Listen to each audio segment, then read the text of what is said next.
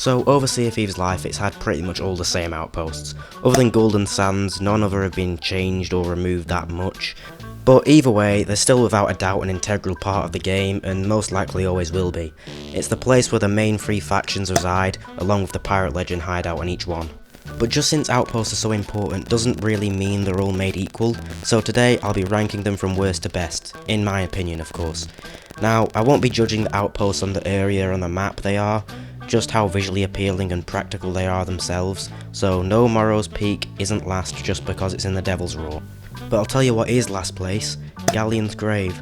I often see people hating on Daggertooth more than Galleon, and they do have a point as the faction representatives are very far apart, but since Sovereigns exists now, this fact doesn't really matter.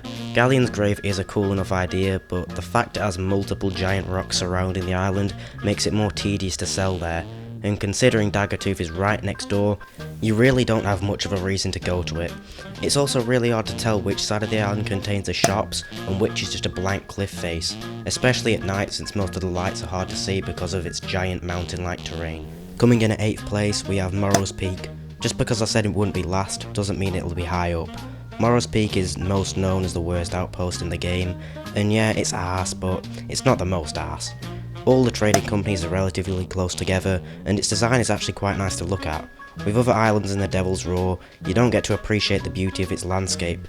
Next on the list we have Daggertooth. If I'm close by I don't mind visiting this outpost, although it shares a lot of the same downsides with Galleon's Grave. I don't know, there's just something I like more about it. If I spawn here I'll be mad, but I know it could definitely be worse, considering you can now spawn at Morrow's Peak. Ew. In 6th place we have a controversial pick, Port Merrick. Yes, the giant stone buildings look very cool, but they also all look identical. Finding your way around this island is a pain. It's just a maze of overly complicated structures that resemble nothing like the other outposts. I'll give it points for its uniqueness, but other than that, it's just a headache. On top of that, the giant lighthouse and Sovereign's Tower are eerily similar, and I always have to get within a very close distance to tell which is which. Also, just me, or did it not feel like Merrick deserved a whole outpost named after him? Ancient Spire Outpost is a beautiful place, but the giant, spires make it difficult to traverse. It's a classic outpost, one I'm sure we all have nostalgia for, but nowadays I don't find myself selling there much at all, opting to go plunder instead. It's just so much easier to sell and not far away. Holy fall off. In 4th place we have Sanctuary Outpost. This place is just like Golden Sands but not as brilliant, but that doesn't mean it's not bad at all.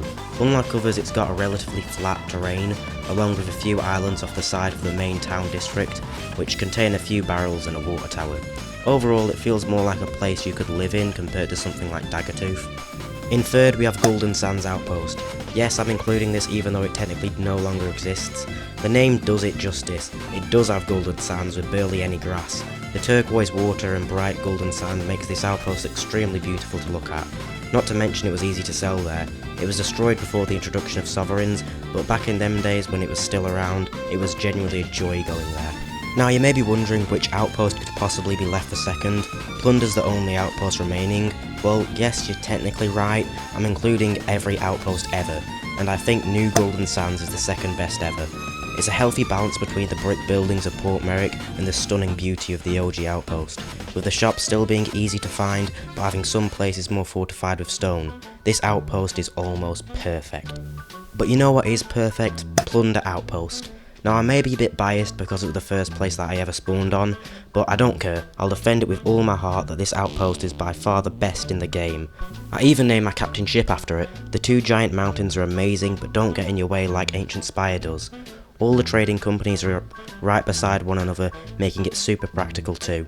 I love the little bit of jungle behind the main town part of the island. This place just screams Sea of Thieves for me.